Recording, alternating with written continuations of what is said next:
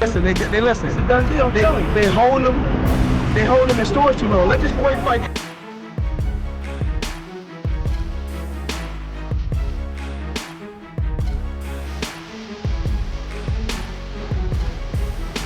Man, shout out to PGO podcast, man. I appreciate that. Well, you already know, man. Representing Philly, North Philly, you do Jack. You know what I'm saying? With my man Anthony, Messenger Thompson. I'm trying to tell you, back in the day, it was all that. Oh man, you already know. PGO, Put Your Gloves On podcast. Shout out to my guy Ian Thompson, the Messenger. He was that man back in the day. Y'all don't know. This is all I grew up watching. Ian Thompson, me Hopkins, my brothers. That's where I got all my style from. Move it all together. But shout out to my guy Ian Thompson. PGO, Put Your Gloves On. 18 music, you already know.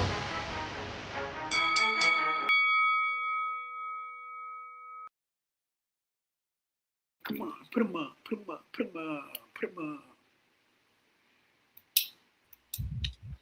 PGO Nation, what's good? Is episode 39. I'm here with the co-host, my big bro, Tszyu, Y-Weezy, social media encyclopedia. Yeah, that's him. Along with bro A.T. the Messenger of Pennsylvania Hall of Famer. And today's topic is a lot. Woo! A lot. A lot. What's going on, Y-Weezy? We back at him again, baby. Back at it another blessed day, another blessed weekend, and we got a lot to talk about. And I don't think nobody is talking about it like us, champ. We keep it hot and popping like the fish grease, man. So, go ahead and do what you do best. Take lead, man, and let's get this thing rolling, boy. All right, before we do that, man, we got to definitely pay our respect and our homage to those who've been supporting the podcast behind the scenes, presidential landscaping, giving it up.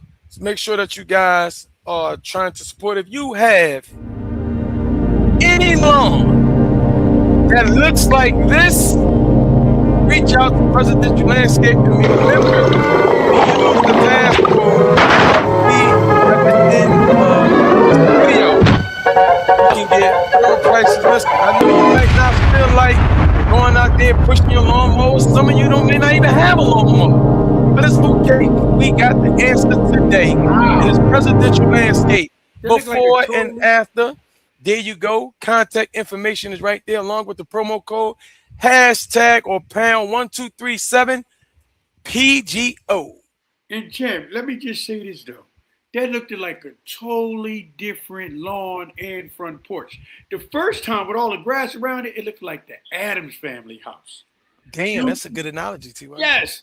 The second time without the grass on it, trimmed, clean, nice, shaped up and everything, it looked like the White House, mowed lawn right and correct. So, presidential landscaping is where it's at. You guys go support, use the promo code. Thank you. Listen, make sure that you guys are liking and subscribing, hitting that notification button, get them likes up. The power's in your right thumb. Make sure that you are tapping it on up. PGO Nation, we are here, baby. Listen. Hey, yo, hold on, Chad. Let me just ask you one question. That sound, did you get that sound from where I think you got it from Garcon there? You remember Garcon used to do yeah. Shout out to our cousin you, man. We used to have some great conversations. Yeah. Go ahead. We used to have some great conversations, man. We did. So, we're going to dive right into it, man. Yes. One of the first topics that we're going to actually discuss, T.Y., is your boy, Anthony Joshua, banned Anthony Joshua over this weekend. Yeah. He did what Anthony Joshua do. He scares the Brits. Yeah, he does. Because he get put on his back pockets, and a lot of people think that he's going to sleep. This is correct. But Eddie Hearn must have a 4-leaf clover because things is going well with Jerron Boots, Cash Cows, and Anthony Joshua. The fight can be made. There was almost some interruption and interference. Even things went right with Josh Kelly. Even Josh, talk about it now. Josh Kelly. But listen, man, Anthony Joshua has been put to sleep multiple times. Yeah. He's been dropped at least 12 times in his industrial career. Remember, he is, I believe, an Olympic medalist. Yes, he is. He has half of the United Kingdom on it, not a half, damn near all of the United Kingdom for him. So he's still bringing in that moolah and that paper. But it was almost interrupted as he fought this Saturday, T.Y. He got floored twice in the first damn round. It was almost ready to go down. We're going down, down, down. Yes. But he was able to get up and picked it the fuck up. Yes, he did. What was your thoughts on Anthony Joshua, man? He like, you know, he's hit and miss, hot and cold, but he's dangerous. Well, I tell you this. You described him really good. He's hit and miss. He's hot and cold. He's like that He-Man toy that been through a lot in the playground. Give me the power, I beg of you. Yes. He's the He-Man toy that been down the slide, that been on the swings, that fell off the monkey bars. But you just won't let that toy go because it's your favorite toy. And that's what I think it is. And you on fire. Those some good analogies. But champ, that's what I think. Whether the arm is broken, leg is broken, you still play. You still play. And that's what you're doing with Joshua, because if you really look at heavyweight boxing, outside of Moses and, you know, those heavyweights that's coming up, the only heavyweight that's right there who can give us great fights right now is him, Usyk, and Anthony Joshua. Now watch this. He's about to fight. You mean Tyson Fury? Tyson Fury, yes, sir. He's about to fight Tyson Fury already. This is what the world been waiting on. So, you know, I mean, I always liked it, AJ. I think his chin got Windex on it, but it makes for a good fight because if he keep getting up and he never give up, Adrian, no pain, like Rocky. Keep getting up and he never give up. And, you know, I'm in AJ's corner, especially, champ, after what happened to him. I think it was, in Ghana or something? Yeah, unfortunately, losing his two best friends. You see what I'm saying? So to weather that storm. Shout out for AJ. If you're not a fan for no other reason, the fact that the creator allowed him to escape death, because to see a car mangled like that and him to walk away with very, very minor injuries, must we say, after celebrating a great victory, a $91 million victory, must we say, over the great, clever Jake Paul, who's got MVP promotions on all new heights, taking over, and they just made a connection with Matchroom, who came in now is going to be promoting female boxing. So now, for all the feminists out the world, we're not judging. You need to be supporting MVP, right? Because they're getting behind the women and they're putting the batteries in the backpack of the women. So shout out to all the strong women who want to, for whatever reason, lace up 8 and 10 ounce gloves. We support you, baby. PGO's behind you. We support you. And coming next week, now that we're talking about women, I think that we'll leak just a little bit out. MVP is doing something. They lacing their gloves and they got their lassos. So all of those Wonder Woman over there is fighting and they got the lasso. But coming next week, we got a surprise guest on the woman side of things that's working very hard. They've been working for about 30 years or more. It's going to be a special guest, and I think the PGO Nation is going to like it. And those who are watching it for the first time next week, you'll subscribe after this one. I promise. Before we transition to I'll be remiss not to give your opinion. I think we was blessed this Saturday because Joshua got up, dusted his back pockets off, and put ball to sleep. Yes, and now he saved something great for boxing, because boxing is lacking the great fights to be made, right? This is correct. I say back in the 90s, back in the early 2000s, the weight classes were loaded with multiple fighters. The B- fighter, which was an overcard who would smoke a lot of these welterweights today, right? Yes. But now we're going to finally get Tyson Fury versus Anthony Joshua. Would you be? We got my man Rashawn about time ahead. Listen, salute to my guy. Listen, make sure that you guys go support his channel. He's another one who support. He's not a gatekeeper. And we're going to bring Rashawn up to later on in a second. This is Jeremy's brother. Jeremy brother. Black Rise brother. Peace. So yeah, he has an amazing channel, over 22,000 followers. He drops great content. So when we spin off about Spence and Boots, Sean, just hold on to me. We're just getting busy. I appreciate you getting on. We're going to drop the link in our key, and we're going to have you come on up because he was dropping it. So just be patient with us, Sean, and we're going to make sure that you get up, Rashawn. Absolutely. And you guys make sure that you guys go subscribe to his YouTube channel. But T.Y., we finally got the Tyson Fury and Anthony Joshua, and you just made a statement just a few minutes ago, so it wasn't that long. We can rewind the tape that you'll be in the Anthony Joshua corner. I guess the question is, will you be in this corner versus Fury?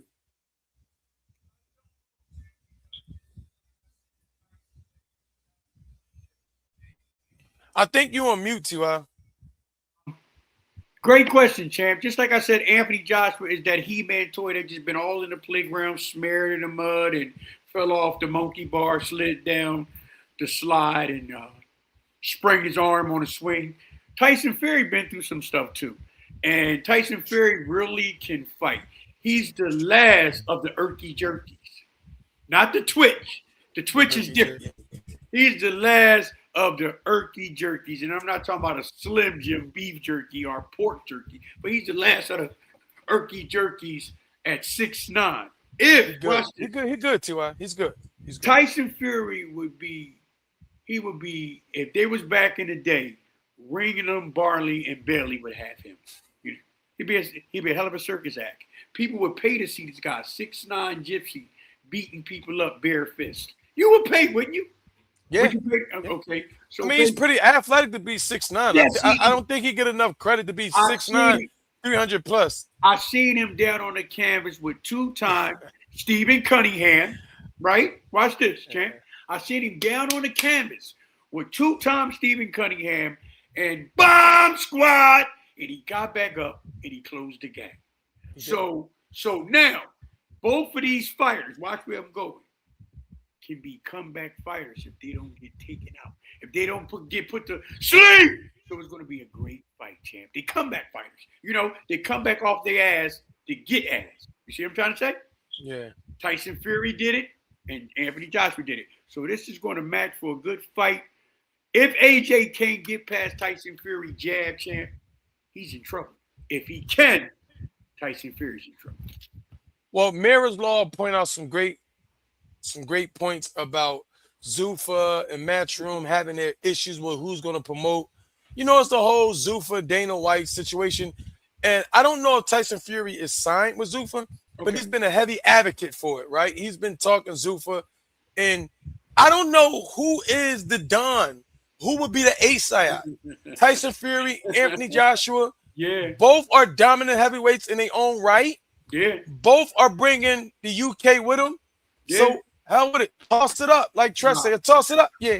Who's seen that? That's not Tretch and Naughty by Nature. Toss it up. Who's that? Is that Zuffa? Like it when you gave it to me. No, not that one. Not that one. Not that one with toss it up now. Toss it up. This a Philly thing, right? Is that Ram Squad or something? I know you're talking about, but I thought you were talking about Tupac, Toss It Up, and Aaron Hall and Jodeci and all that. Remember that? Yo, I want to give a shout out, man, to my OG Johnny Yorgi, who always support. Shout out to Johnny Yorgi. Ain't this Harry Yorgi's father? Absolutely. The OG is in the building. Respect, Johnny. Absolutely. So, T.Y., we're going to now transition, man. Great. I respect your opinion on Anthony Joshua. Hopefully, T.Y., we can get what we got. Now we got to transition to one of the other cash cows, man. Josh.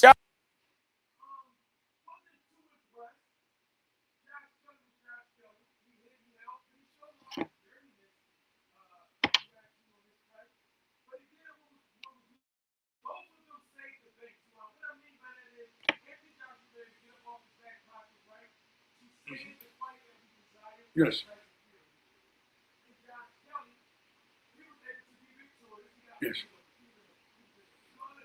Yes. Yes.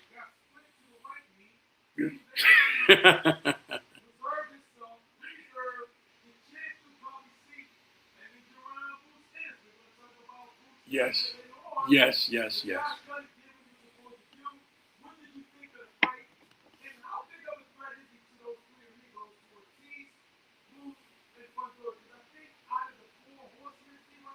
Yeah. Yeah. Yeah.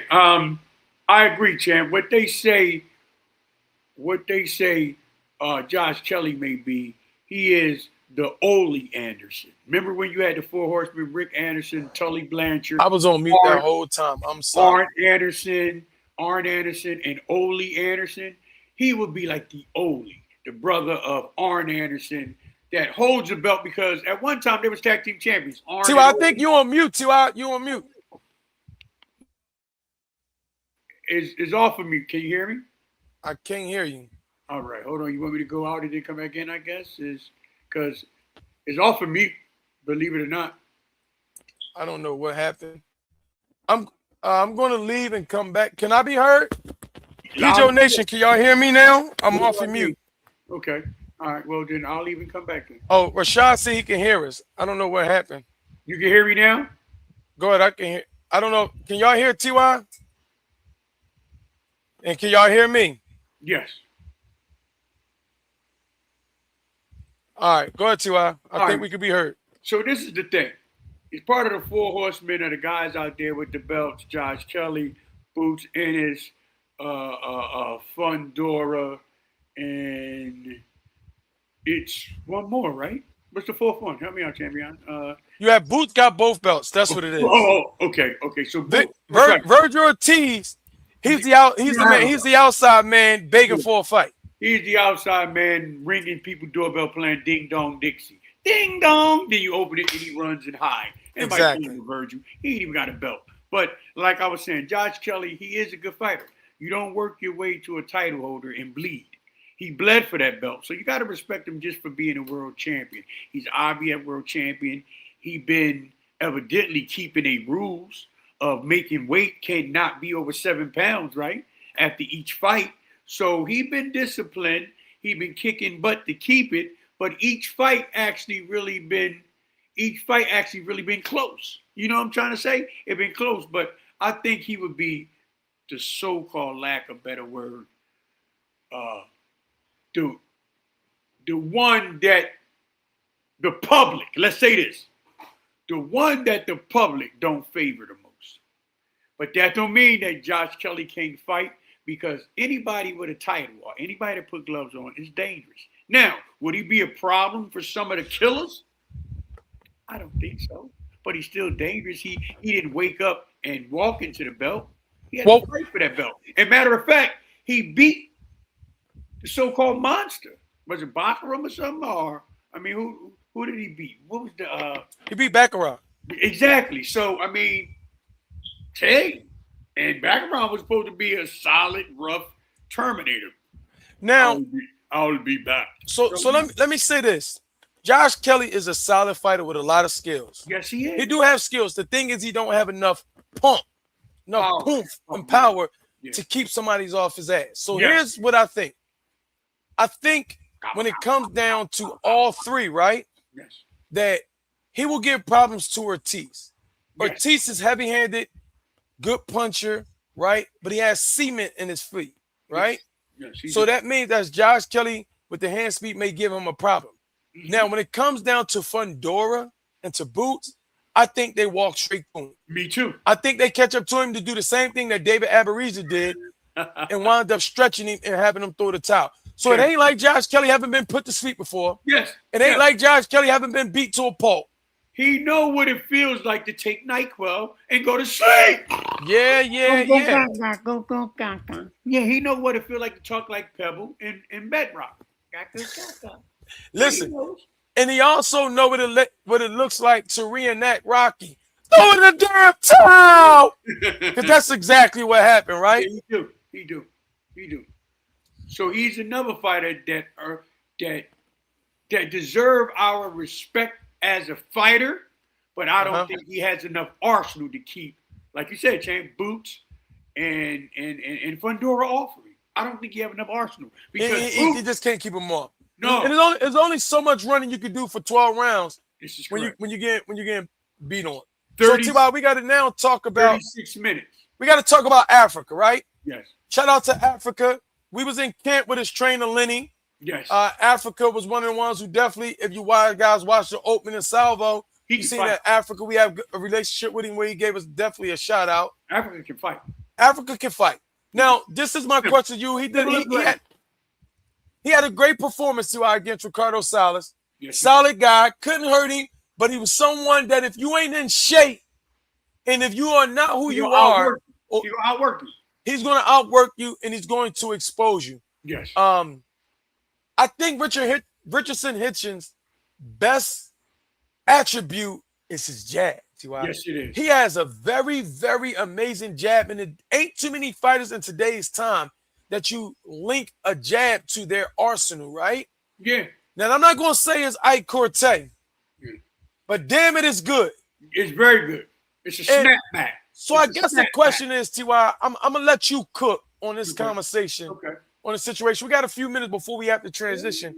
I want to ask you, how big of a threat is Africa to the big guns in welterweight, the Ryan Garcias, the Devin Haney's, the Keyshawn Johnson, the Keyshawn Davis, I'm sorry. I believe that he haven't got the shine or the opportunity to match his talent. He is star-studded talent that haven't received the opportunity. So what's your thoughts on that, T.Y.? You can cook. This is all you right here. Like Bob Marley said, brother, you're right, you're so right. We gonna fight, fighting for our rights. Yeah. Zimbabwe, Africa. Yes, Africa. Now, he's very talented. His jab is his best asset. If you're not an A-level fighter, you're not going to beat Africa. Unless he get caught with the punch that you don't see coming. That's the punch that hurts you. And that's liable to catch anybody. It caught Mike Tyson in Tokyo with Buster Douglas. Shots you don't see coming. But Africa IQ is so good, champ, to where that's why he used his jab. So he can see where you at all times. And he can judge the distance of your punches. He barely slips. He feints, he twitch. But he uses the jab to keep you at bay. So if you're not an A-plus fighter, champ, or an A fighter, you're not going to beat him. And guess what?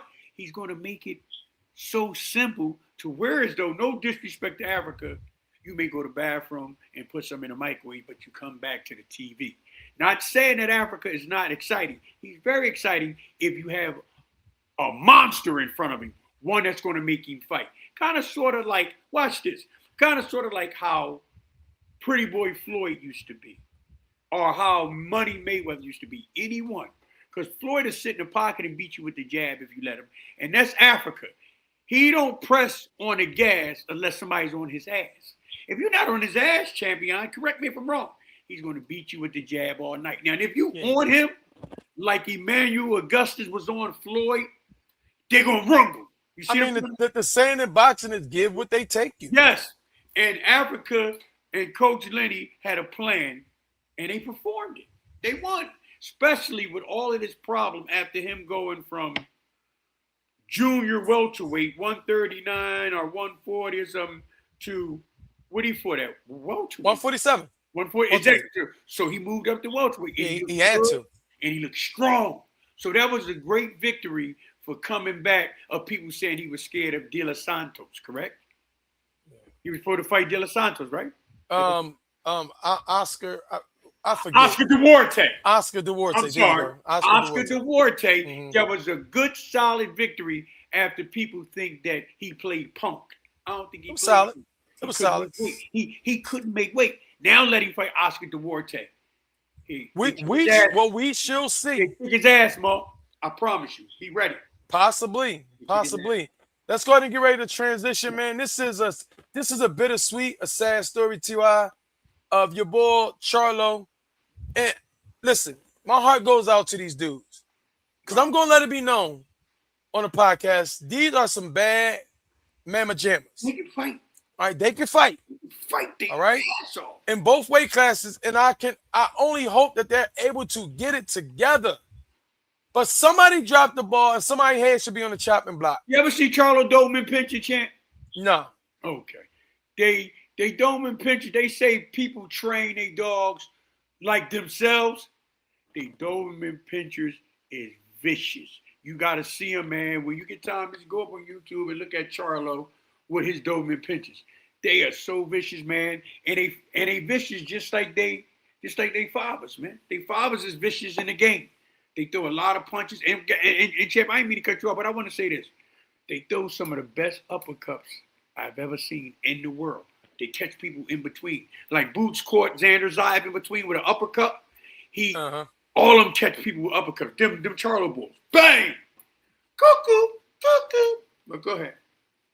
So, I guess, and shout out to Ring Magazine for this. Shout out to Ring Magazine. This, Shout out this to amazing Joe image. Twitter, Ring Magazine as well. But here's what I said to myself, and I think I'm not the only one who said this. These guys are millionaires. Mm-hmm. They're dealing with PBC, right? And some powerful backers. Mm-hmm. So for him not to figure this out, knowing in advance that they had to go to Australia, that means that those on his team and himself wasn't able to fix this. So I don't know how bad this DUI is, but normally under circumstances, you don't let stuff like this linger, right? You plead guilty. Yes. You get it off. You pay your fine. Yeah. You go to a rehab or community service. Yeah. And it's done. I don't know what's going on. I know something about that one. There you go. Yeah. Go ahead. Yeah, you do. Well, and then you get a breather. Hey, Champ, then you get a breather in your car, the breathalyzer. You get that in your car as well. You do. Well, he's going to have a breathalyzer in that $250,000 Lamborghini that he got pulled over in. They don't care how much your car costs. If you want to keep a license and you got DUIs, they're going to put that LifeLock breathalyzer in your car. I'm telling you, man. Yup.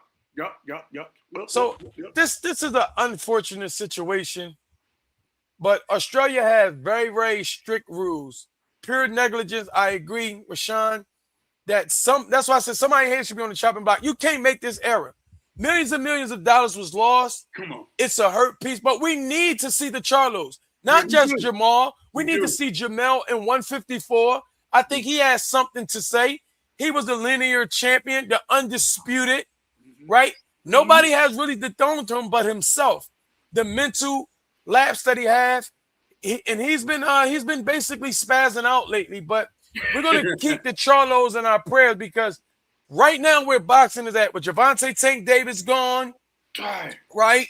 Come on. With Shakur Fatmouth and everybody, all these Twitter wars, we're not getting enough fights, T.Y. We're just not. So damn it, we need all the good fighters that we can have. And I'm going to tell you something, available. We're getting more fights over the fighters than we actually have in the fighters fight. Hello. Whether it's in bars, whether it's in the living room at a fight party, we're getting more casual fans fighting each other than the fighters fighting each other. And not to mention, hold on, I bet you it's been about 10 fights arguing over Bud and Boots. Real fights, nigga. Well, don't you jump ahead now. Oh, my bad. We're gonna get to that. That's why we on a strict schedule. But listen, I've been to Australia. I've been to Brisbane in Sydney, Australia for the Goodwill Games, and I'm glad I didn't have to go through that. But I'm not a criminal. I don't have no background. I don't know what a jail cell looked like. Only when I went to the prisons to speak. No, he don't, y'all. He don't. He's a good old boy. So anyway, but Australia is one of those uppity, uprighteous continents that is strict on judging character. Yeah. You know, everybody don't do that, but unfortunately for Charlo, not here to judge, the alleged cases of burglary, domestic violence, drunk driving. Well, you can't argue with drunk driving. We've seen that shit on video. It was what it was. You know, but however, I hope that him and his brother can work it out to be first between themselves, T.Y. Yes. And then be able to work it out to get in the ring. Yes. But not only was that a catastrophe, T.Y., we got to talk about our guy, man. We got to talk about our guy, Cool Boy Steph. Now, I want to first give a shout out to Cool Boy Steph. Because when we activated this Put Your Gloves On podcast, T.Y., when you came to me and said, let's do this thing. Yes. And I decided, let's do it, bro. You and I, we're going to do it. Yes. Cool Boy was one of, outside of Jerron Boots Ennis, Richardson Hitchins, B.Y. Jennings, Danny Garcia, and a couple of others, He was one of the first ones to give us our first exclusive long video, right? Yes. People gave us shout outs. So listen, he's a friend of ours. At the end of the day, we have to, because we receive so many calls, and because we have already been called out for being biased, people ask us where we're going to cover it. I guess my point to you two eyes, and like I said, I'm gonna let you cook. I'm gonna throw you the alley-oop. Cool Boy Steph came over 9 pounds overweight. That's a newborn baby, champ. That's a newborn baby, champ. A newborn baby, because it was supposed to be at 130. And during the interview, make sure you guys go back and watch my exclusive interview with Cool Boy Steph before he fought O'Shaquie Foster. It's fine. I asked him, I said, Champ, are you going to be able to carry that weight? And he said, yes, I can make the weight. And I said, because you looking kind of stocky. He said, I like to eat. And he said the same thing on these podcasts. So he came over 9 pounds overweight. And I was talking to a friend of mine, Stan, and he said, Cool Boy Steph must understand that every bite he take in a cheesesteak, that's $5,000. I mean, it is what it is. Because the cheesesteak is going to put 3 to 4 pounds on you. Yeah. Because I know how it is. But I just want to say this to you, and I promise I'm going to give it to you. Go ahead. We got a lot to talk about. Take your time, baby. I just want to say that I can relate to Cool Boy. There's no excuse to come 9 pounds overweight. But I've been in a situation, too, and you can remember this fight against Tommy Ortardo, my 4th fight. Mm-hmm. It was 154, 155, give or take a pound, and I kept coming in at 155. Yes. PGO Nation, I went running. I got in the sauna with a sweatsuit on. I jumped rope. I spit gum. And after 2 hours of training, I came back 155 and a half. And I threw my hands up and said, I don't give a damn. I'm not fighting. I'm not fighting because I'm not losing no more weight. Yeah. I was so dehydrated that when I went to go swallow, I was choking because my throat was so dry. Yeah. So with that being said, I understand. But T.Y. 9 pounds overweight because the fight was originally scheduled. They gave him a bone and pushed it up to 133. Yeah. And he came in 139 and a half. T.Y., how are these promoters going to be able to trust him when his last 2 fights, unfortunately, had to make adjustments due to overweight? Shout out to Cool Boy, but this is not a good look. Oh, wow. I first of all want to say shout out to Cool Boy. Shout out to his father. Shout out to Wahid Rahim, the brother of Zaire Rahim, former WBC champion that beat Eric Morales. Now that I give the shout outs, it's time to shoot up. I gave shout outs, now I'm going to shoot up. With a Tommy gun. I wasn't going to cover it, champ, but I did. I think it's for Cool Boy to be as good as he is, champ. The great late Marvin Hagler said, it's hard to get up 5 in the morning and go running where you living on silk sheets. Oh, I got a silk shirt on today, baby, so I'm feeling it. And I'm going to say it again. Marvin Hagler stated, it's hard to go running at 5 in the morning when you living or sleeping on silk sheets. Maybe that might just be Cool Boy thing, champ. He made some money. He made some good money. But can he do what TBE did? Can you make the money and make the weight and beat the fights? See, this is the question. Sometimes money is not always the answer, especially the sports athletes. He didn't lose to over $500,000. Now it's probably to $1 million. Exactly. It destroys him. So what it does is, champ, the lack of discipline causes him. It's not the food. It's the discipline. It's not the food. See, the problems don't start with the chicken cheesesteak because the chicken cheesesteak ain't make you eat it. The problems start with you. Like Michael Jackson said, starting with the man in the mirror. Look in the mirror and see that you need to change. The first law of the 12 steps is, I realized that my life has become unmanageable and I took ownership over it. Cool Boy have to realize it's either going to be cheesesteaks, ass whippings, or suspensions. Now, which one do you want? Cheesesteaks, ass whippings, or suspensions? Or the fourth one is get it together and show the world why you 2-time champion. You was featherweight and bantamweight champion, WBC or WBA or something like that. So he held a belt. And Cool Boy is the maintenance man of boxing. He got every tool you need. He got the mop, he got the broom, he got the drill, he got the screwdriver. Yeah, he is. Hammer. Yes, he is. He's the maintenance man of boxing. But is this maintenance man retiring right before our eyes and we not realizing it, champ? Well, Tszyu, let me say this to you real quick, because there's a question that was put on the floor, and I want to address this by Rashawn, and I want you to touch on this real quick, just briefly. Do y'all think he's going to fight at 135, 140? I think the problem is, I think he needs to stay at 130 and maybe get it together, because if he goes to 135, 140, Tszyu, he don't bring that power. What's your thoughts on? He's a small frame guy that just likes to eat, but I don't know if he can carry 140. Not that he can't fight and handle his own, but there's a reason why people lose 25 pounds instead of going up 5 pounds. Elaborate on that real quick, Tszyu, so we can make this transition. Y-Weezy social media encyclopedia, man. The only way, because Steven, I watch him at fights. I watch him he came to a Teflon fight. I watch these fighters, champ, because I got used to watching fighters because of you. Looking at their neck, looking at their chest, looking at their legs. I look at these fighters to size them up and see where they at.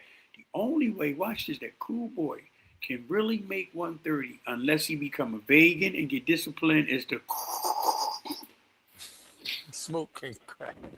You out of pocket, man. Yo, and he's not going to do that. I don't want him to do that. But that's the only way, champ, that he can make 130. Become vegan, get a serious diet, or it just keep calling me. Simple as that. Simple. And I'm telling you the truth, and I don't want him to do that, but that's the only way he's going to make 130, champ. His neck too thick. He looks like a pit bull. It's the only way, champ. Well, there it is. Y-Weezy has spoke. Well, we're going to transition to the fight of the weekend, right, with your boy.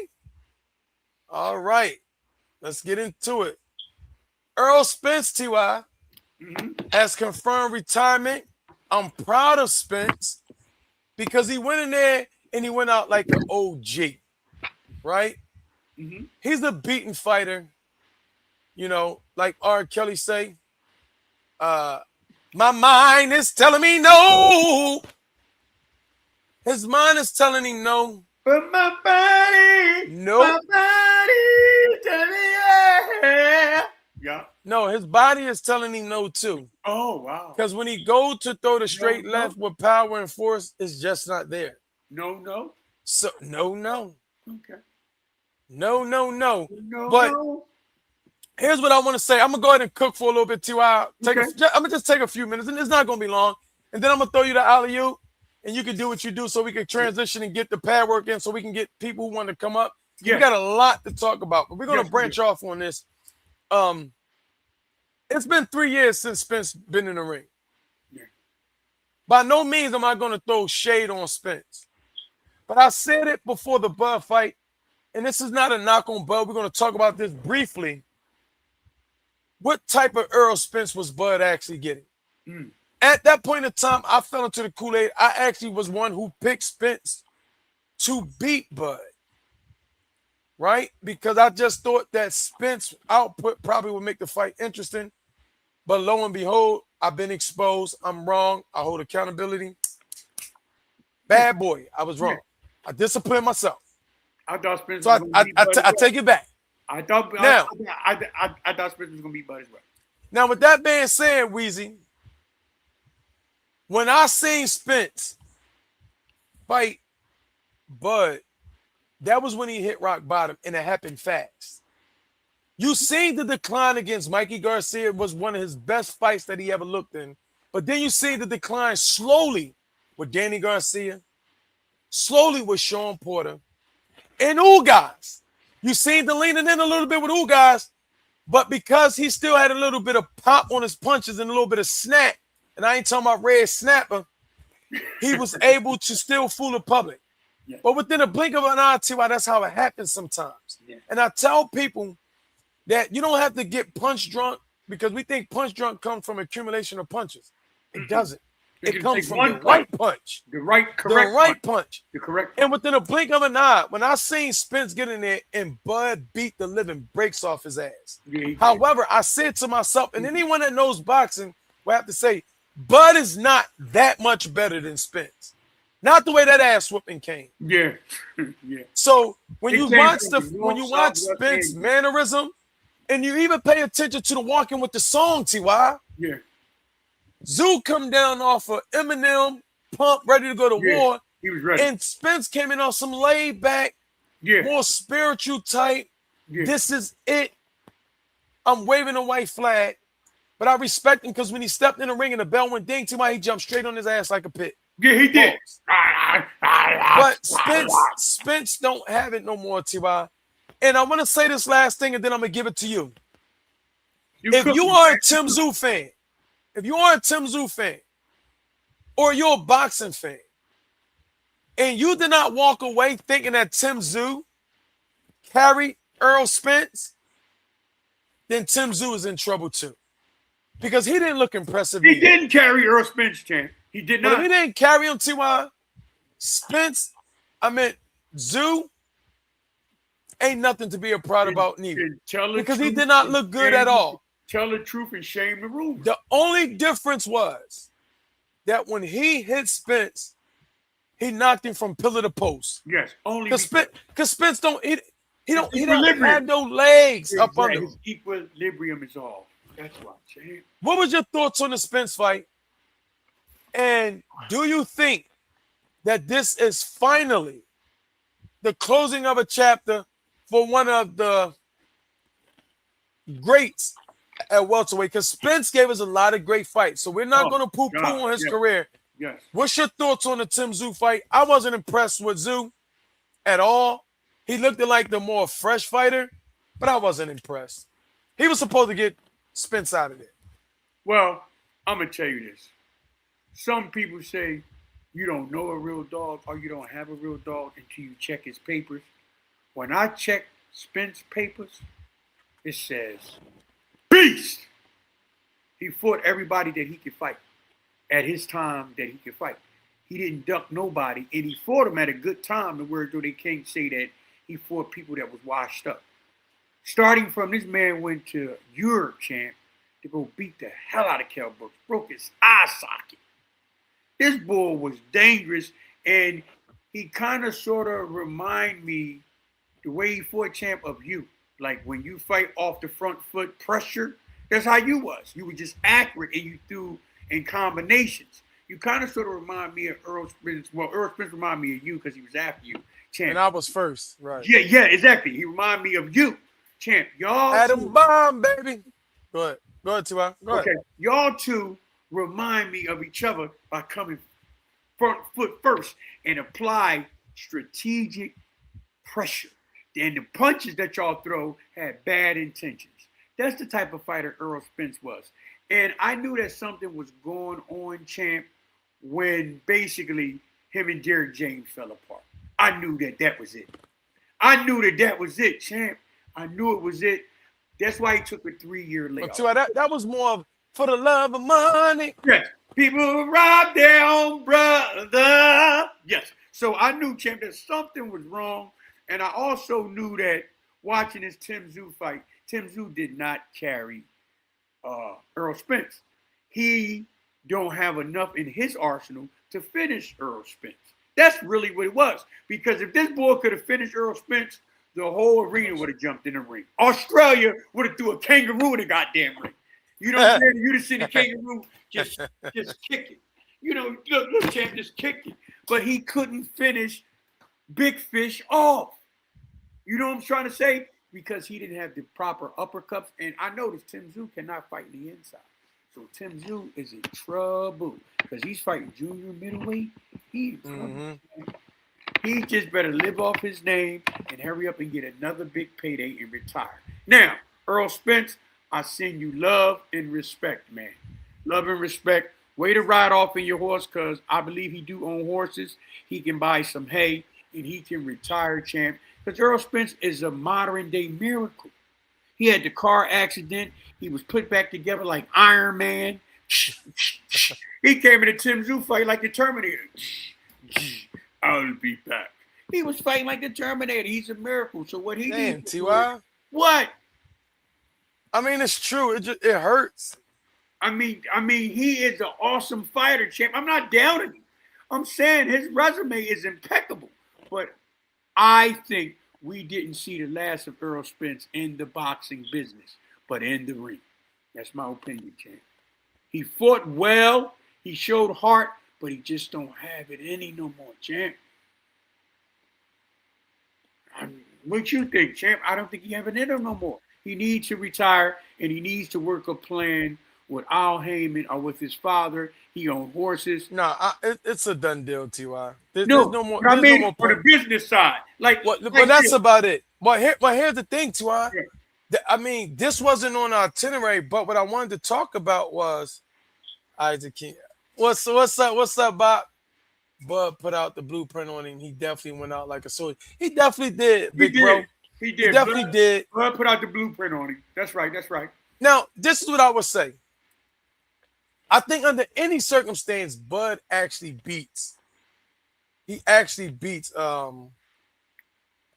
Spence. Under 10 any circumstances? Under a healthy Spence? Yeah, because at the end of the day, Bud is a great counterpuncher, a switch hitter, right? He could turn southpaw and neutralize him, and Bud is going to hit him with cleaner shots. That's just my opinion. Do you think Bud got a beard? Yeah, Bud got a beard. He got a beard? Okay. Bud got a beard. Okay. He's been rocked. He can be chinny, yeah. He can be chinny. Okay. But I've seen him rocked in days a couple of times. In fact, Madrimov rocked him a couple of times. Yeah. We already know a small Gamboa almost dropped him. And Bud been dropped. They didn't call it, but damn it, he was hurt. He was hurt. I just think styles make fights. Okay. But I think Spence gave us a lot of wars, a lot of great fights. He did, champ. And he beat some great people. I take my hat off, bald head. Thank you. I do too. If I didn't have these earphones on, I don't feel like putting them up. I'll give the young man. You gotta give him respect. You gotta get a young man respect. I think the should be legit. Yeah. There's nothing else to talk about. He got plenty of money. He needs to move. And a lot of PBS fighters see why it's falling off. When you sit down and you think about it. Yeah. Right? Yeah. You got both of the Charlos. Yeah. You don't know what's going on. Yeah. Cool Boy Steph. Yeah. Is falling back. PBC. A lot of them going through trauma and drama. It's a lot that's going on. But one thing about Al Heyman, when he's focused, he'll build that thing back up. Yeah. He'll build that thing back up. But before we move on and transition, now the question is, and this is where we're going to pivot. Al Heyman been around, champ, before his sons was born, and now his sons is grown in the game. Absolutely. Just imagine how long he's been around. He's been around for quite some time. Come on, man. But let me ask you this, T.Y. Because now the rumors are surfacing. Well, not the rumors, the chatter about Bud. There's a lot going on about Bud. He's going to be a retired man. He having more fights outside the ring than he is inside the ring. And we're going to go ahead and open up pad work and allow those who want to come up and talk about this. Come on up. To talk. Let's have some before we go there, before we actually go there, I want to talk about, matter of fact, we can open it up. I'll ask my questions. Let's go. Open it up. Let's get busy. Let's just talk all together. Put the link in the chat. Come on. And I want to make sure that you guys are please getting those likes up. If you're watching it on Instagram, watching it on Facebook, smash the like button. Please, like and share. We're going to now put the link smash the like button. in the comments. If there's anyone that's trying to come on up, let it be known. It's going to bring you in the studio. Easy. And the Messenger up, Pennsylvania, Hall of Fame, Bleezy. Come on up and talk boxing with us, baby. They go to the link in the Chizat. Yo, whoever was dropping that, Jeremy brother was dropping a lot of wisdom on here. Yeah, we're trying to get him in. In fact, I might have to do this. He was dropping it like a pigeon. He was dropping it. But, champ, I'm going to tell you something. the talk between Bud and Jerron Boots Ennis is Bud is putting a criteria on Boots that I don't know if many fighters understand or many casual fans or many real fans. Bud is putting an invisible criteria on he's putting an invisible criteria on Boots. And that criteria is this. He's going to stay in retirement and see if and when Boots can become undisputed. Now, we know what Jerron Boots Ennis is going to do. He's going to become undisputed champion in junior middleweight division. He got it all lined up. Him, Eddie Hearns, and Sensei Bozy, they got it all lined up like a pool table, and they going for the kill with their shots. That's why they screaming, Josh Kelly, boo-doo. Josh Kelly, corner pocket, boo-doo. Fundora, middle pocket, boo-doo. And the new undisputed junior middleweight champion. This what brings Terrence Bud Crawford out of retirement, because Bud Crawford been undisputed 3 times in 3 different weight divisions. That fight would triply, quadruply sell. If Boots, not if, but when Boots become undisputed junior middleweight champion, Bud will come back. Because he won $100 million, champ. And that's why he retired, because he feel as though y'all gave $100 million to Canelo. His Excellency, Turkey Alashi, won't you give it to me? That's a good point, Tszyu. I never sat down and thought of that.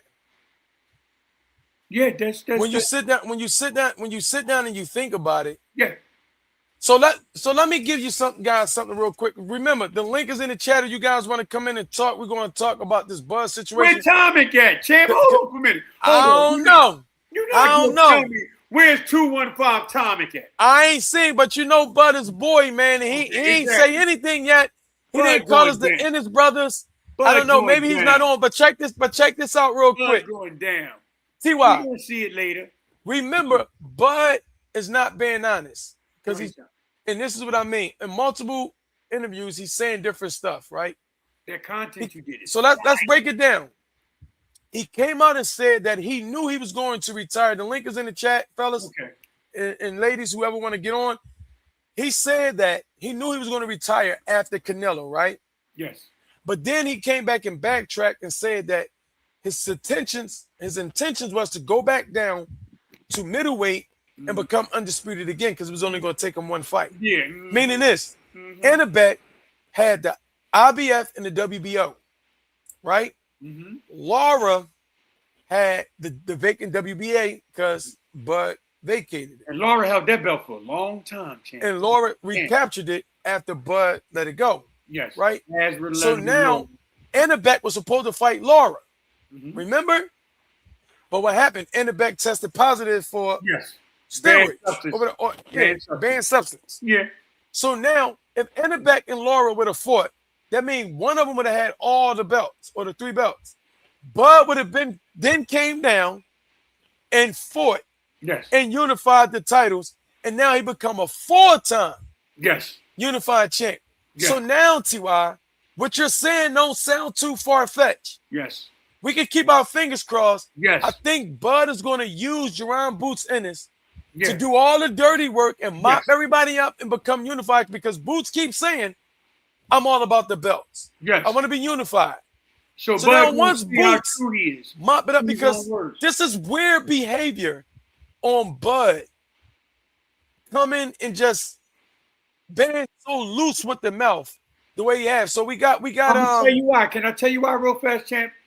Because when jealousy sets in, it make Cain kill Abel. Boots is killing him right now.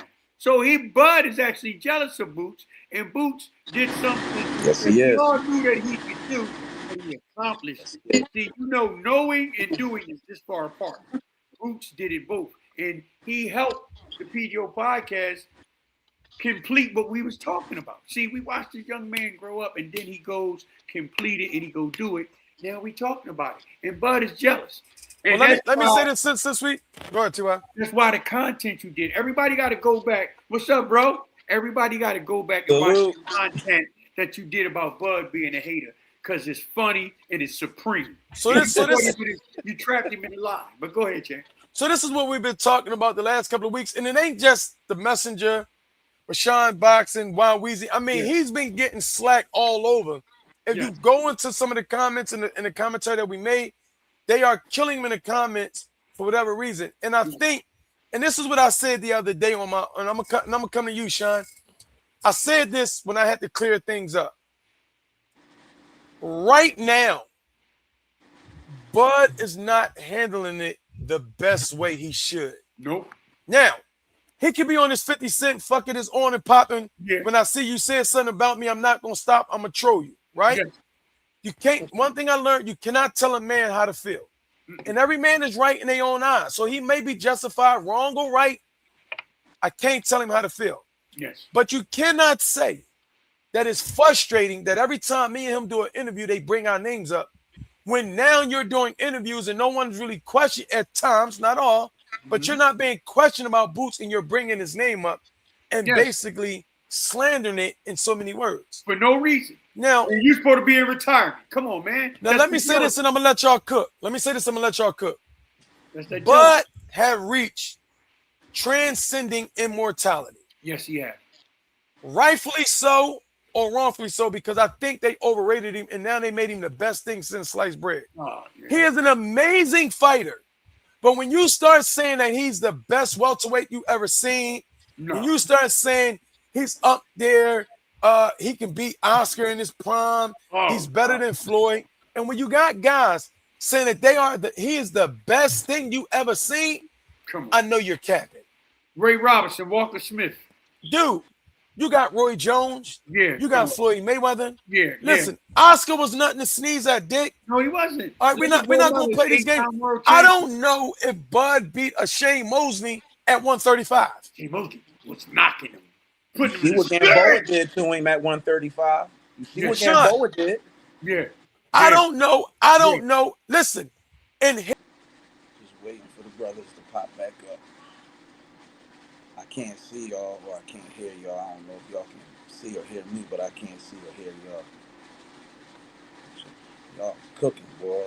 I'm loving every minute of it. Can I be heard? I don't know what happened. This is the second week, but this ain't gonna stop us. Listen, can you hear me? All right, let me leave. I'm gonna come back and come back in.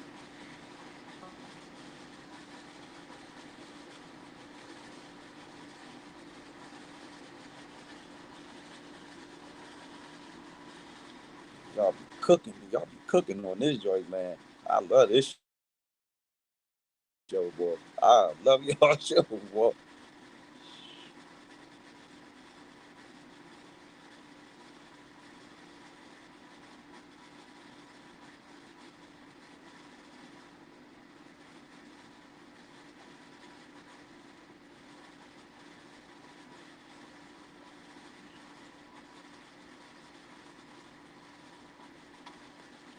Can you hear me now? Yes, sir. All right. So that's what I was basically trying to say as far as Bud is not handling it correctly. There's been a lot of squabble going back and forth, both easy work, I get it. But right now, when Boots is questioned, he is doing what he's supposed to do as far as sitting up here saying, like, listen, he's retired. Leave him alone. And some of the stuff is self-inflicted with Bud. I'll give you a prime example, Sean. Then I'm gonna let you cook. I'm gonna make this one point. I'm gonna make this one point. When Boots fought Xander Zayas and did what he was supposed to do, right? Bud took the Twitter upon himself. Nobody questioned you. You made the statement that you made, and when Boots sat down instead of him being able to relish in his victory, he had to answer questions about your tweet. So, Sean, I'm gonna sit back. You got it. Let's talk about it. Is Bud rightfully getting slack, wrong or right? Do he deserve the criticism? Basically. But definitely, first of all, I just want to say thanks, man. I appreciate you and Y-Weezy, the social media encyclopedia, for having me on your show. And if everybody don't know, blow for blow, PGO, y'all better get down, man. I appreciate y'all. But to answer your question, man, yeah, Bud deserved all the slack, all the criticism because Boot's not doing nothing different than what Bud was doing in his career. And I don't understand why Bud can't even see like the deck that they was trying to stack against him is kind of what they was trying to do with Boots. When you get some of these fighters that become world champion, when they got 12 professional fights, 17 and 0, 21 and 0. Boots had to have damn near 30 fights before, they even looked his way for a title shot. And he's been calling these guys out. You know what I mean? So for Bud to even say that, this is why, again, like, I got to give a shout out to Roy Jones. Because Roy was the one who said, he told Boots, he said, listen, don't let nobody take that win away from you. Don't let nobody tell you that Zayas wasn't a worthy opponent, that that he was inexperienced, he shouldn't have took the fight. He said he was a unified champion. He had 2 belts. But everybody wanted to make that fight about the third round, that one moment in that third round, and as opposed to looking now, what did Boots say before the fight? He said, look, I'm gonna give y'all money's worth. I'm gonna give y'all a crowd pleasing performance. And I told everybody he wasn't as hurt as they thought they was. And when he went on all the smoke with when Andre Ward was trying to spin the narrative that Boots was actually hurt, Boots said, no, I was cool. And Andre Ward was like, come on, man, not even a little bit. Not even a Boots little said, bit, no, right? man, I really was cool, man. He said, I was good. You know what I mean? He said, when people get hurt, you going to duck, you going to shell up, you going to retreat, Boots said, I didn't do none of that. And he actually came back and won the round, in my opinion. So for Terrence Crawford to say, I hope y'all see what I'm saying now, and to say that he 10 steps ahead, like, man, come on. When I was doing videos in 2018, 2019, right? And I was talking about the switch hitters, I brought up 3 fighters: Marvelous Marvin Hagler, Jerron Ennis, and Terrence Crawford. But the difference between Jerron Ennis and Terrence Crawford with the switch hitting is when Bud switch hit, it's because he's in trouble. Look at when That he is fought that's a good Gamboa. analogy. And Yeah. Gamboa caught him and wobbled him, and even Bud, by his own admission, said that Gamboa cracked him, and he said, man, that was hard for him. Right? Now, but when Boots do it, Boots is instinctive when he switch. It's instinctive. He can make the switch look so easy, you still think he fighting conventional. He make it look that good and that easy. But when Bud do it, and I'm not saying that, it's strategic, and you got to be able to make adjustments and fight. So I give him credit for that. Like, Bud can make adjustments and fight.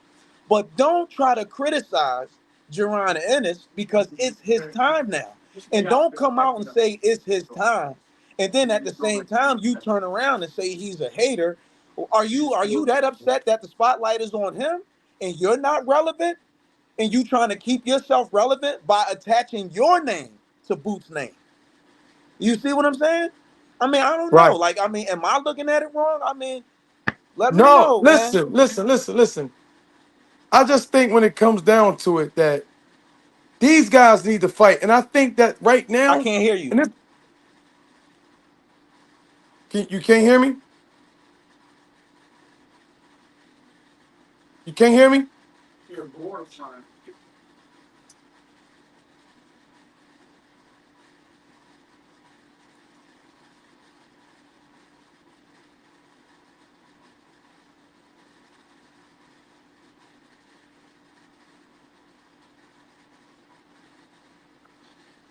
Can you hear me now? Mm-mm. No? You leave and come back. You want me to come out and try to come back? Storm. We got a real bad storm. That's what's going on. And I think it knocked out my internet. That's what happened. It's thundering and stuff over here. Look at look at Joey Fatmouth.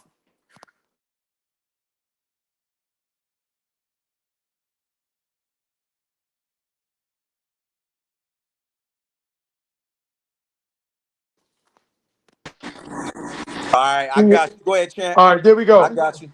So this is what I was basically trying to say, bro. I was basically saying that Bud had reached a level of transcending immortality. Right. Meaning that once you reach your level, people, the same people that watch you grow and make it to the top is going to be the same ones that drag you down. So I want you to tell me what you think about what I'm about to say. Okay. Boots is the casual salvation of boxing. Meaning, when you get that good, people pay for two reasons: to watch you whip ass or watch you get your ass whipped. And this is where Bud is at now.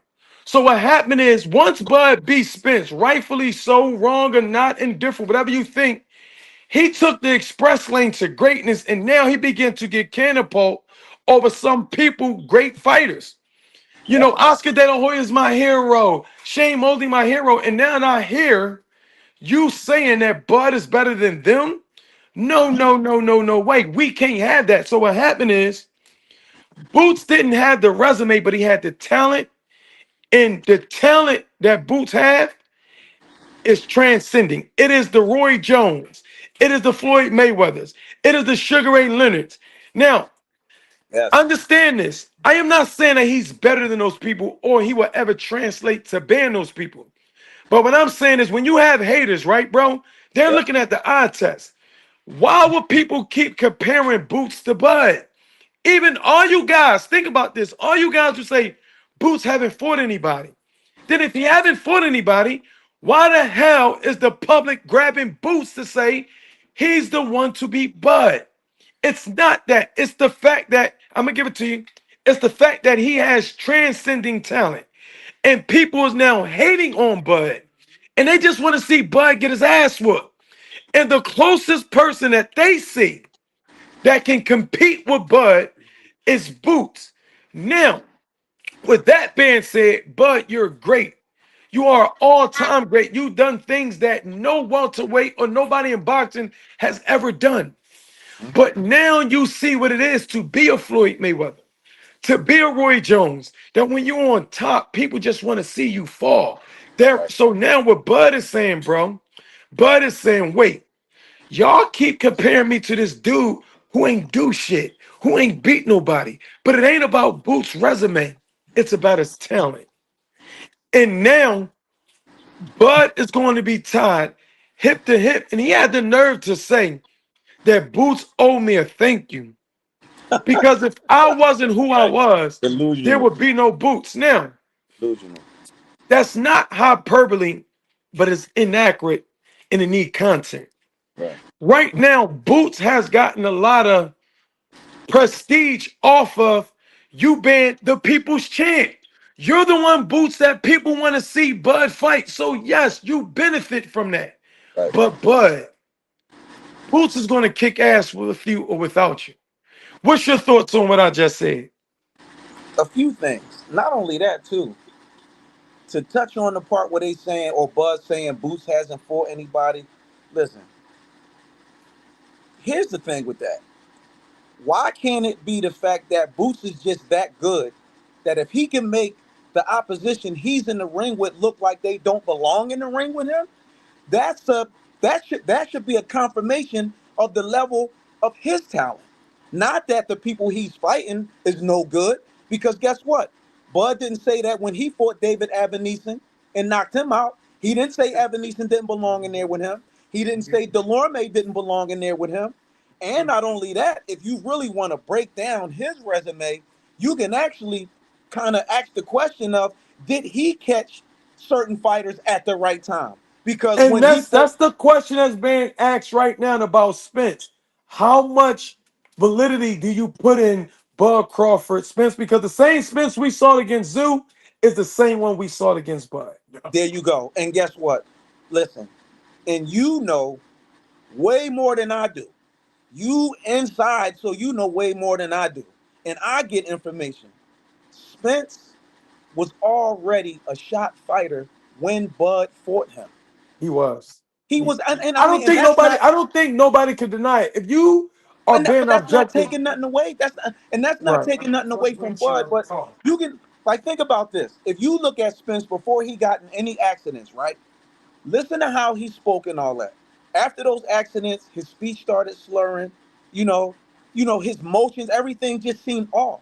And when Face Mikey didn't look the Garcia, same. right, and when Mikey actually came up, a smaller guy, A Spence should have lot been smaller able guy. A to, lot right, smaller. Spence should have been able to hurt him.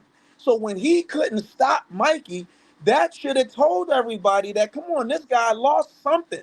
You see what I'm saying? That's a good point. It's a good point. And Bud just actually, the same way with Bud fighting Canelo. Bud didn't fight the Canelo that fought Amir Khan. Bud didn't fight the Canelo that fought The fourth Floyd, Floyd. that The fought fourth. Caleb Plant, that fought Avni Yildirim, that fought Rocky Fielding. Talk You your see what I'm shit, saying? bro. Talk it. That's Come just the on, truth. so Bud didn't fight that Canelo, and Canelo had been lost steps. You could just look at it and tell, and then by that time you could look at Canelo and see the way he fight. That Canelo became a creature of habit over the past few years. And even with the fights that they gave Canelo that was supposed to be gimmies, Canelo really didn't look good winning those fights either. So that should have Just told a like he lot of lost to people, Bibble. He never wanted that smoke. He ain't get that rematch. come on, you see what I'm saying? So even when Bud fought Kell Brook, look, Kell Brook, you got to remember when Kell Brook went up to fight Triple G, that took He everything out of him. He bro, pretty much he was had nothing shot. left He after was that. shot. He was shot. He was He was done. shot. He was shot. So Bud can say his resume is better, but okay, but Boots fought some of the same people you fought. And you still want to criticize him about it? Okay, you knocked Abaneson out, but Boots sent Abaneson to the hospital with a broken rib and a broken jaw. Okay? So And which one this would is the you rather same go home with Ebenezer that again? knocked Josh Kelly the fuck out. Right. You see what I'm saying? So, I mean, my thing is, I just feel like I think that Bud is actually suffering from that fear of wallowing, into relative obscurity. He's scared Ooh. of being forgotten about. So who's the hottest in the game right now? Boots, Who? undeniable. The And same this way is Brian Norman and them kept trying to attach their name to Boots to keep themselves relevant, even when they fought Jin Sasaki and other stuff, they was bringing up Boots and they stuff. So why tag when team Bud, me in, coach. Tag team me in real quick. Pat, go ahead, baby, you Now got check it. this out. Remember, you even got Bud Youngboy sicking Boots on Haney. He told Haney, "Won't you go up and fight Boots? Won't you go up to fight Boots?" Everybody is mentioning Boots with the respect, and this is economics, supply and demand, right? Bernie the Box and all these guys is basically saying, "Listen, I can allow you to be the matchmaker. You can make any match you want.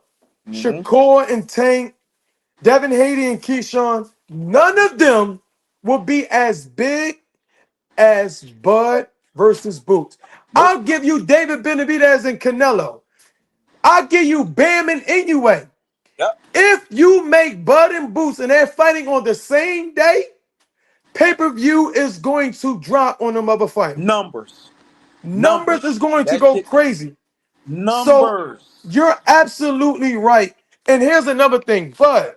You're traveling to all these fights. You're going out Egypt to watch these bullshit heavyweight fights. Why? Uh-huh.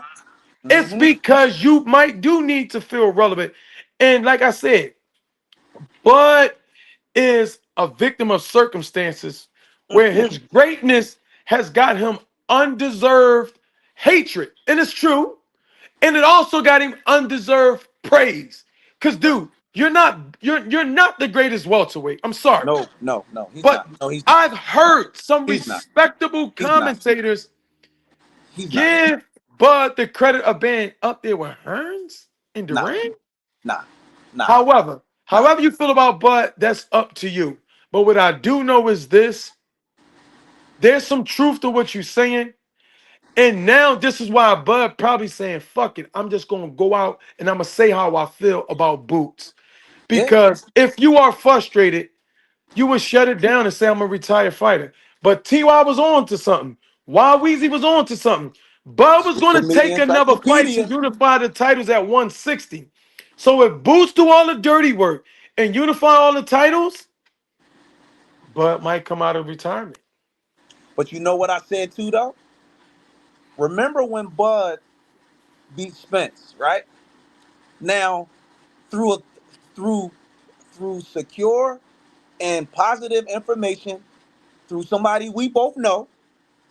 Now I remember when they said that they was petitioning the IBF to force Spence to fight That's Boots, right? once you break this down, now I can close out. Once you break this down, go ahead and break it down Right, about how he became the mandatory. right. So when PGO Boots, Nation, listen up. that's right. When This Boots is was the inside mandatory, information. inside. Okay, so when Boots was the mandatory for Spence, they petitioned the IBF to force Spence to fight Boots. Then all of a sudden, that's when Boots and Bud decided that they were going to make their fight. So the IBF said, okay, let these guys fight, but whoever wins the undisputed fight between them two have to defend that IBF belt against Boots next. Okay? And so when Bud beat Spence, that's why I said one could make the argument that Bud ducked Boots. I don't care who got mad at me because a lot of people was on my channel, they was mad. But when Bud decided that he was going to let the IBF strip him just to elevate Boots so that he could go up to fight Madrimov, who only had 10 professional fights. Yes, he was a That decorated is true. amateur. That is Yes, he true. was. 10 Now, yes, fights. right. Now, yes, he was a decorated amateur, but these are the pros. And Champ, you was a pro, so you know. So these are the pros. The stakes is different. And Bud would have gotten way more money if he would have defended that IBF belt against Boots, but he chose to let them strip him. He went up to 154 and fought Madrimov and only made $2.5 million. And Facts. everybody said, why would he not stay down there and defend the belt against Boots? Because the mandation was already in place. Boots was the mandatory. And then Bud went on to say, well, oh, they didn't do that to Canelo. They didn't. Well, here's the thing, buddy. There was a mandation in place. They had already petitioned the IBF to force Spence to fight him. And And then y'all Spence decided already to fight. admitted that Boots was his mandatory, but he Everybody wasn't know fighting it. Boots because it wasn't worth it. Spence actually said that. He Come said, "No, on. I'm going to big. I got bigger fish to fry." Right. You see what I'm saying? So now he These are went up, facts. but This is not emotions. This is facts. this is all facts. You know what I mean? So everybody can say we being biased and all that kind of stuff. No, it's not about being biased. This is about what the facts are. Like you said, this is about speaking the truth. You know what I mean? So my thing is, so for everybody that support Bud, you know what I mean? Y'all can look at it like Bud duck Boots. Because if so, when he going on $1 million worth of game and all that and talking about, oh, I gave him the opportunity. And even when Boots was on the FaceTime with Gillian, said, man, I called you out and Bud talking about win. You know when, Bud. And you know when. The mandation was already in place. After you beat Spence, you should have been defending that IBF title against your mandatory, which was Jerron Boots Ennis. And And you they chose have to the get nerve to stripped. call Boots the email champ, but you and I know that throughout boxing, we can name 100 champions that became the champion because other people vacated. In the IBF, for those who don't know, see, they don't really know this. The IBF is one who grants you the title when somebody vacated. They allow you to fight for it. You see? The You WBA, see what I'm WBC, saying? they normally don't do stuff like that. Right. This is why Ortiz haven't fought fucking Fundora yet. And he's the WBC interim. He should have been fought Fundora. But he Mandatory all didn't. day. All day. Exactly. You know what I Exactly. mean? Man, Champ, listen. I'm telling you. I appreciate it. This can't be the last time, my king. No, Listen, man. We definitely now got to do you this see again, why man. I don't give too many podcasts a shout out, but this brother this is a guy we go all the way back to the dungeon. So we do know Boost personally, but again, everybody have their favorite who they like. It's all subjective. But again, we came with facts. Bud was the IBF champ, undisputed. Boots was his mandatory. Say what you want to say. So when he said you had a chance, yeah, you're right. I had another. So if you want to say that I had a chance at one time, I had another chance. Because here's the thing. Let it be known, y'all. When Bud say you had a chance, don't give me the bullshit, Bud. That's Boots right. never controlled him fighting you. You That's are right. the one who pulled the trigger. We Come know on. this. Now, Come on. anyone want to tell Speak me on it. honestly, and I'm not Speak on hating, it. are That's right. you really going to tell me that if Boots had the power to fight Bud, he wouldn't make it happen? No. They That's want not it. how it works. When you are Bud Crawford, a Canelo, when you are Yep. Floyd Mayweather, when you are Spence, Bud owes Spence just like Boots owes Xander Zayas. Because if it wasn't for Xander Zayas, Boots didn't have the control to fight Xander Zayas. Xander Zayas said, I got the belts, I'm going to fight you. So, Bud, when it's all said and done, if you really wanted to fight Boots, bro, you could have made it happen. And not only that, you know what else too? So here's the thing.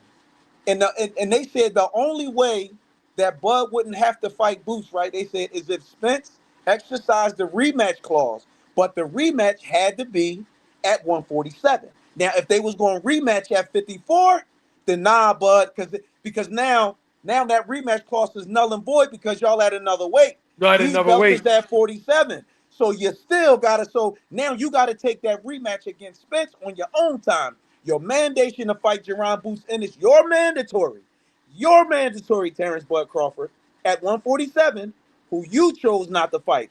You chose to go up and get 2.5 million lesser money to fight Israel Madrimov. Now, you can say what you want. People saying, oh, well, he was chasing the Canelo fight and all that. And I'm going to tell you why he chased that Canelo fight and why he didn't fight Jaron Ennis. Because if Terrence Bud Crawford had fought Jaron Ennis after he beat Errol Spence and he lost to Boots, that Canelo fight goes away. Gone. No, bro, Gone. I'm not mad. I'm not mad for Bud making that move.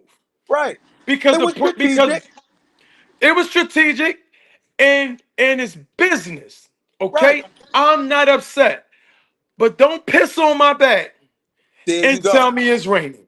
There you go. I want to thank you, Champ, for coming on, man, and dropping as much jewels as you did. Listen, this will not be the last time. No, man, and thank you, man. I appreciate you, Champ. Y-Weezy. Listen, I love y'all guys, man. I'm gonna let Weezy get some closing words out real quick. Love and respect, man. I just want to tell you thank you. I'm just sitting here listening, and I'm amazed. I'm sitting here listening to you and Champ go tick for tack. For whatever reason, the internet went out. But we back up, and we hot and popping now. And everything you said made a lot of sense, bro.